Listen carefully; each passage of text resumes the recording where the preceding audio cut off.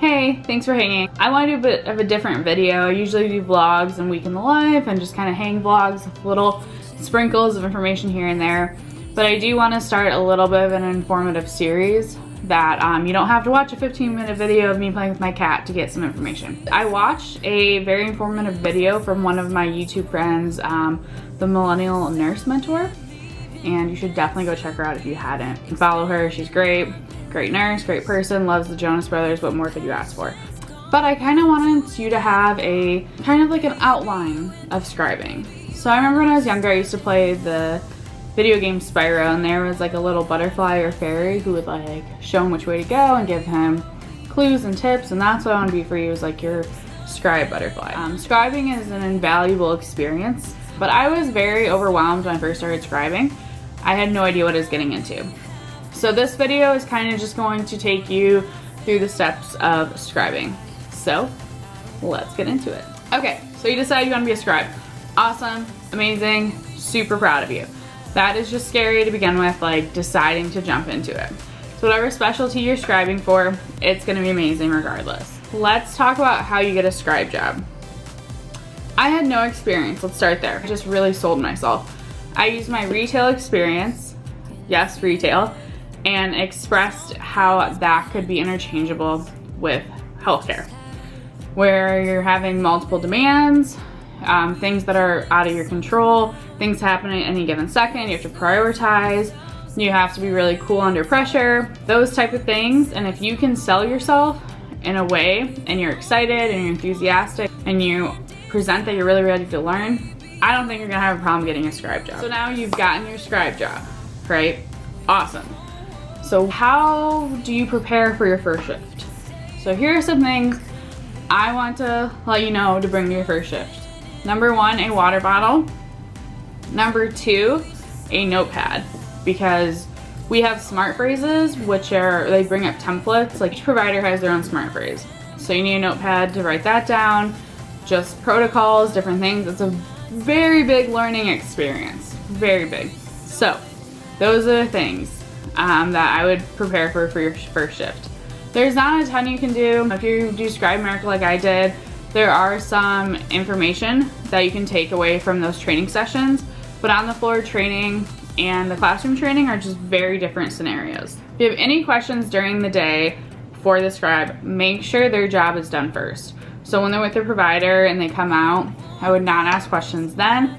I would just ask questions after they've done their job. After they're done talking to the provider, hey, when you get a second, I have a question about this portion of the chart. Can you explain it to me? Kind of like your first day, right? It's awesome, it's amazing, it's incredible. You loved it. I'm so happy for you. I loved my first day of training too. And I also felt very inadequate. So that's kind of how that went. So let's talk about the training process. How did I learn how to train most efficiently? So just to let you know, I finished training. Tomorrow is my first shift alone. So what I did to not feel inadequate is I did a few things. Number one, I did little things every day. If a provider was talking about a condition or a term or a medication I was unaware of, I would write the medication down or ask the trainer what the medication name was, and I'd go home and research it. And I did something like that every day to just kind of fuel my knowledge, so that way I never was in that same scenario again. You know, it's okay not to know things, but I really try not know the same thing over and over again. So go home and kind of fuel your knowledge and you'll feel better. Another thing I also did was I just like reframe my mindset. We're not supposed to know everything. You're in training for a reason, okay? No one expects you to know everything. The person who's training you or your provider was in the same scenario once too. Even if they act like they haven't been, they have, I promise you. So I reframed to not knowing anything yet. I don't know that yet, but I will.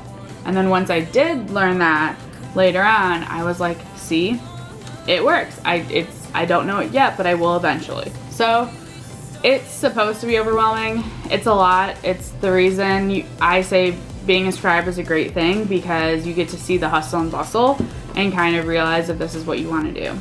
Another thing I did was I set small goals for myself each session or each training or each week, whatever you want to do. My first week I didn't have many goals. except to know the 3 different types of templates there were.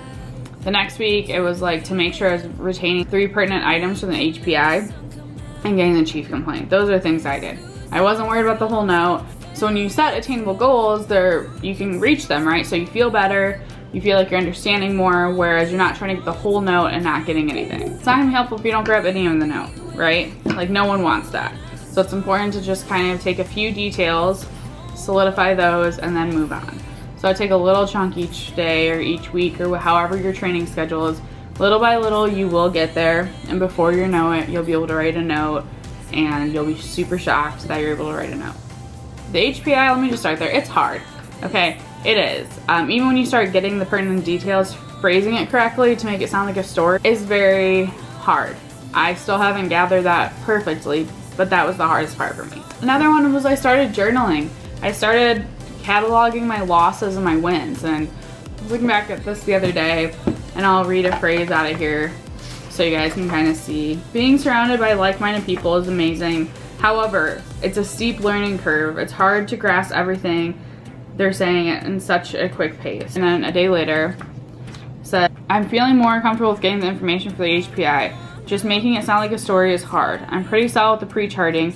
I'd say I'm 80% accurate with it, which is more sufficient than I thought I'd be by now. The assessment is 30%. The plan is getting better, but it's hard because my provider comes out of the room and he rattles things off pretty quickly. When I don't even know these items he's talking about, nor where they go.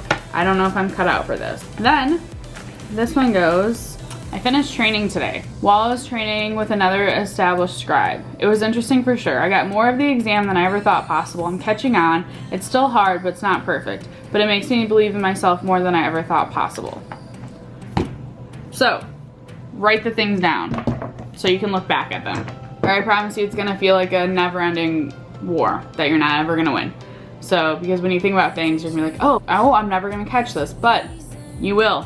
I promise. My last one is to take initiative. It is scary, it is hard, but the more I asked my trainers if I could go into the room, I could do this, they had a lot of criticism.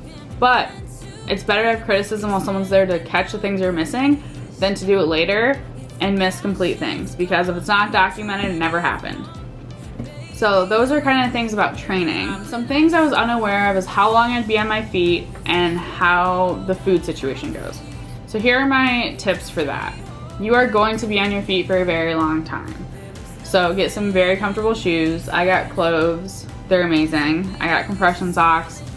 I would make food that you can eat quickly and that you don't have to go get. I've run into a couple issues where providers want to go into rooms early and I'm like, not done with my food, or I just got my food. So bring like a sandwich that you can just eat on the go kind of thing, or a granola bar or something, eat quick food. And understand that each provider is different.